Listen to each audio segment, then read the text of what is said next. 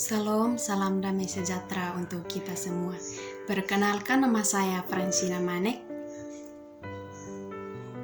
Umur 19 tahun, saya bersekolah di Fakultas Ilmu Keguruan dan Pendidikan Kristen atau IAKN Kupang, Prodi Pendidikan Kristen Anak Usia Dini semester 1 kelas A.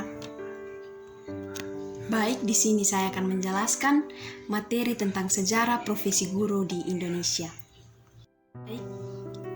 Di sini, pekerjaan guru ada sejak manusia mampu berpikir dan mengenal ilmu pengetahuan. Sepanjang sejarah kehidupan manusia, guru selalu ada di tengah masyarakat dan ia mengajarkan berbagai ilmu dan pengetahuan untuk mempermudah manusia menjalankan kehidupannya. Dalam lintasan sejarah Indonesia, pekerjaan guru ternyata berkembang seiring perkembangan zaman, mulai dari kerajaan Hindu-Buddha, Kesultanan Islam, dan hingga pada masa reformasi. Pada zaman dahulu sebelum agama masuk Indonesia, seorang yang ingin belajar harus mengunjungi seorang petapa. Di dalam agama Hindu, guru merupakan simbol bagi suatu tempat suci yang berisi ilmu dan juga pembagi ilmu. Seorang guru adalah pemandu spiritual dan kejiwaan murid-muridnya. Pada masa ini, guru berasal dari kasta Brahmana. Mereka mengajarkan segala hal yang berhubungan dengan agama dan kitab suci. Mereka mengajarkan filsafat, sastra, hukum, bela diri, dan sebagainya. Guru sendiri mendapatkan posisi yang terhormat di tengah masyarakat. Namun posisinya lebih penting lagi dikarenakan salah satu inti ajaran agama adalah kepercayaan terhadap ajaran 10 guru. Hanya ada pada 10 guru agama.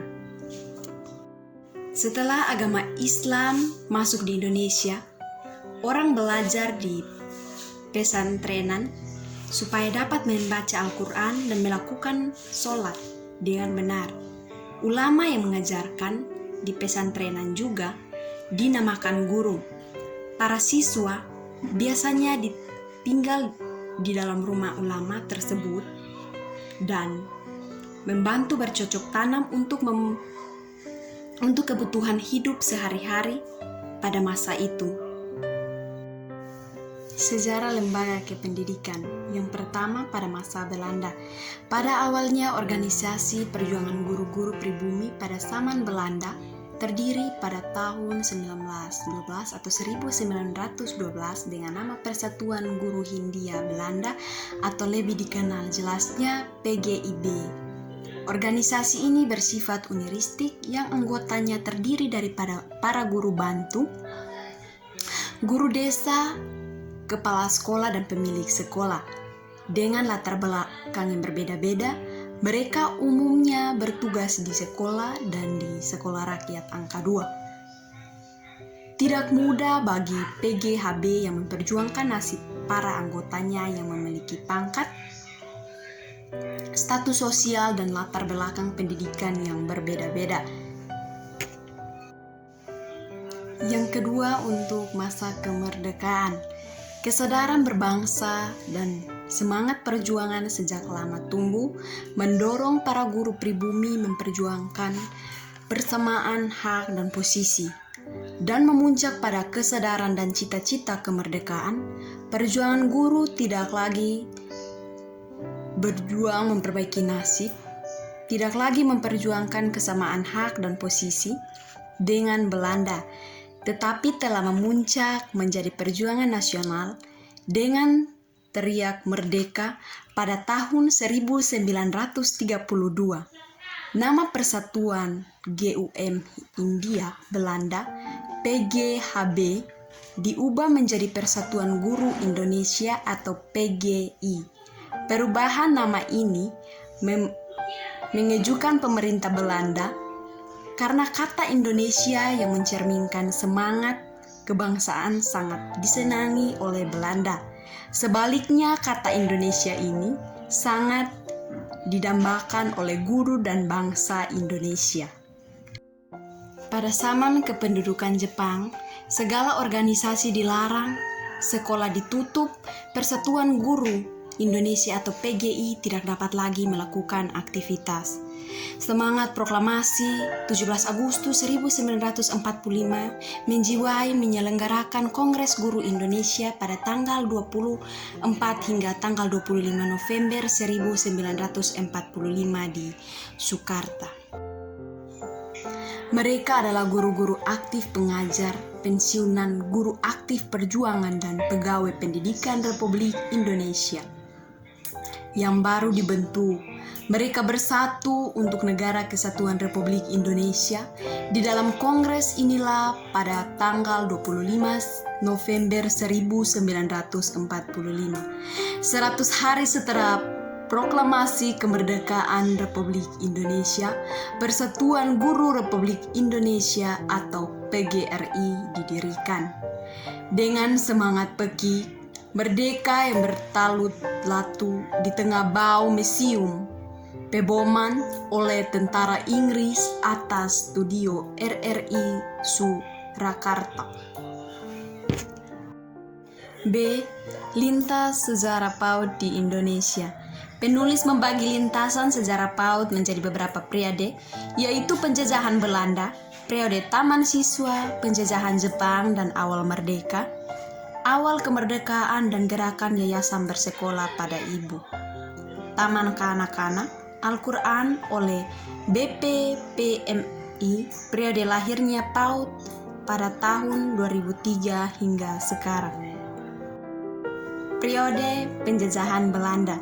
Pendidikan anak usia dini atau persekolahan sebenarnya bukan barang baru dan telah mengalami penjelajahan panjang dan sejarah pendidikan di Indonesia.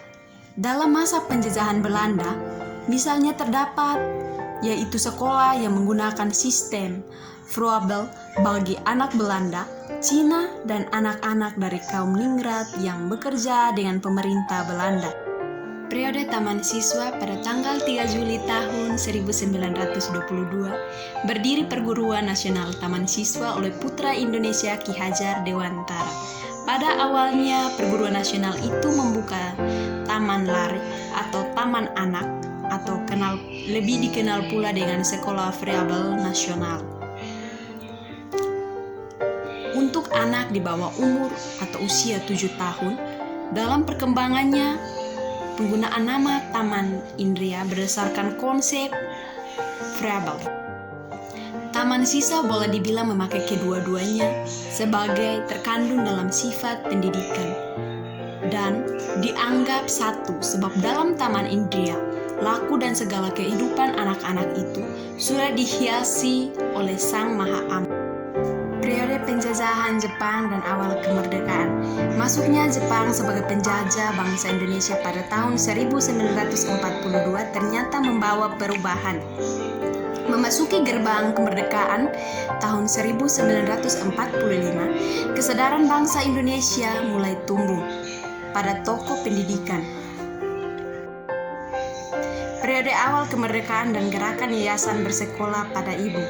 Pada tahun awal kemerdekaan tahun 1950-an, karena pemerintah lebih fokus terhadap upaya mempertahankan kemerdekaan dan keamanan negara, sektor pendidikan masih dan pendidikan bagi anak usia dini belum teranggap.